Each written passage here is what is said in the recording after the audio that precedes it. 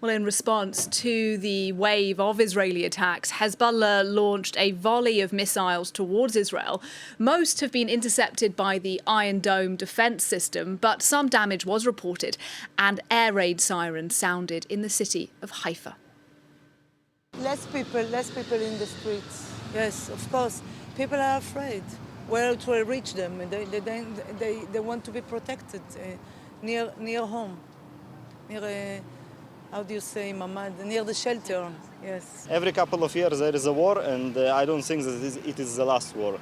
Probably it's gonna end like always with like a cold peace or a cold war for a couple of years, and then something will ignite the situation again.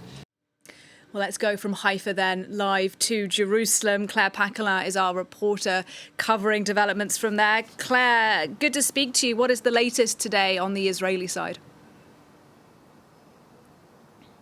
Certainly air raid sirens sounding out across northern Israel, particularly in the lower, central and upper areas of Galilee, as well as far south as Haifa, as we saw that port city, the area around Haifa and Nazareth too. Now, the Israeli army says it has intercepted most of those rockets coming from Hezbollah. But of course, when they're intercepted, debris is created, and a man just outside to the south of Haifa was injured by shrapnel. He's said to be in a stable condition, and an Israeli reservist soldier also suffered light injuries and is also being treated in hospital. That's according to the Israeli army. This, of course, as Israel continues what it's calling its Operation Northern Arrows, so pounding areas of Lebanon, targeting Hezbollah there. And we understand the death toll in Lebanon since yesterday only is already over 500 people. Already over 500 people in Lebanon have been killed in this Operation Northern Arrows, which Israel says it is targeting Hezbollah command centres and weapon stockpiles. And Claire, look, just a moment ago we played that soundbite from Benjamin Netanyahu where he was saying that, look, Israel is not at war with Lebanon, it is at war with Hezbollah. How would you characterise the Prime Minister's strategy at the moment?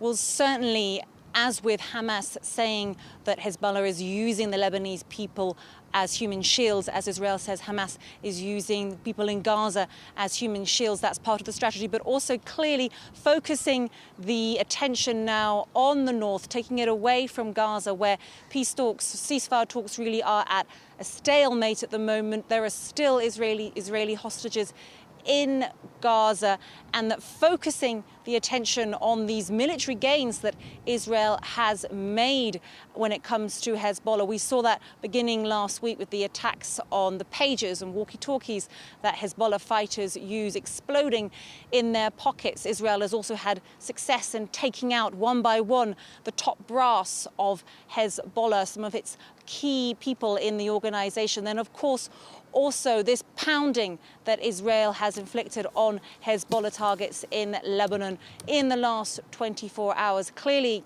for Benjamin Netanyahu, this is a way to shift focus away from Gaza. What will it mean, of course, for the Israeli hostages who are still in Gaza? Some Israelis will say that it's a good thing, forcing Hezbollah to pull out support for Hamas and getting a ceasefire deal through the door and liberating those Israeli hostages still in Gaza.